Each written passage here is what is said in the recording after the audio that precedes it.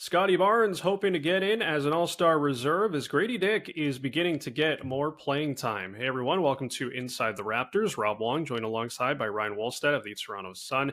And Ryan, Scottie Barnes not on the first batch of voting, but is hopeful that the coaches can get him in as a reserve.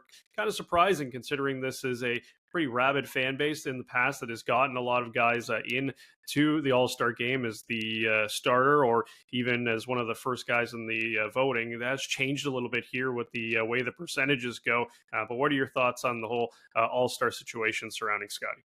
Yeah, it's a good point, Rob, about how this Raptors fan base in the past, they like promoted these guys as well as any team in the league, probably outside of maybe like the Lakers or something. Like you kept seeing, obviously Vince Carter was a phenom, but he was kicking everyone's butts in votes for years and years. Even Chris Bosh he ran some funny promotions, got a ton of appreciation. DeRozan, Lowry at times, and yeah, it's pretty weird. I know you said that they did change the way it's done, but it's pretty weird to see him nowhere close to the top 10 for forwards or guards, or I can't remember what they have him listed as.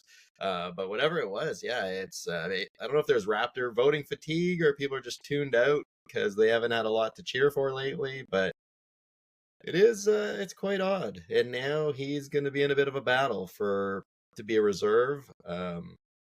It's going to be tight. I think last year Pascal Siakam got kind of jobbed a bit when Julius Randle got the last spot. And the funny thing is, it might happen again because the Knicks should be rewarded for being really good. And, Jalen Brunson's definitely going to be a reserve. And the question is going to be, are they going to get two?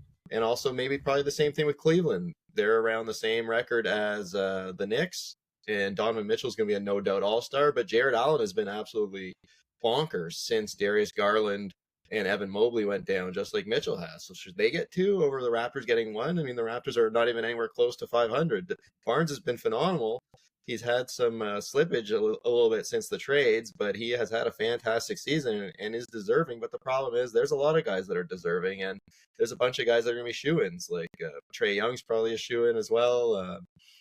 Like I said, Brunson, Mitchell, and then it's going to probably come down to Jared Allen, Julius Randle, or Scottie Barnes, in my opinion, which guy. And this last part is just what the coaches vote on, so it's gonna be up to them. And in the past they've really valued winning, so I don't know. It might have to be next year, and if they stink again next year, then he's gonna have to be even better than he is this year to make it. So I don't know, it could be a bit for before Barnes makes an all-star team. Yeah, this is what happens when you have an all-star game where not everybody is represented or not every team is represented. So it does make it a little bit more difficult. Meanwhile, Gradey Dick has seen the playing time go up quite a bit here in the month of January. Ryan, he's gotten into 4 games, averaging just a shade under 14 minutes, which is what he was kind of playing at the beginning of the year before falling out of the rotation and spending some time down in the G League. But he's had some spurts. He's had some moments where he's looked pretty good on the offensive end. What do you make of Gradey Dick getting back into the rotation a little bit here?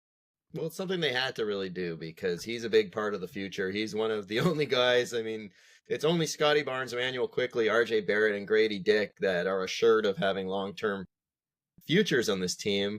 So he needs to be a part of what they're doing, and they need to put him in the action. And early in the season, they threw him in. He didn't play very well. He looked overmatched, which made sense because at the time he was a super skinny 19-year-old who'd only played 1 year of college. But this G League conditioning stint they put him on has really seemed to have helped him out a lot.